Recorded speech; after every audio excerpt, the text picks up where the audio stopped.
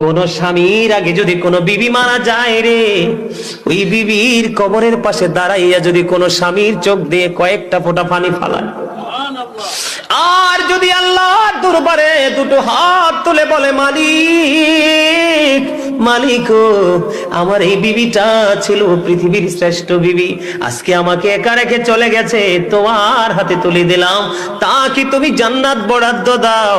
আমার নবীজি জানিয়ে দিয়েছে, ওই স্বামী যদি দোয়া করে স্ত্রীর জান্নাত বরাদ্দ হয়, তার সুখ কেউ কেড়ে নিতে পারে না।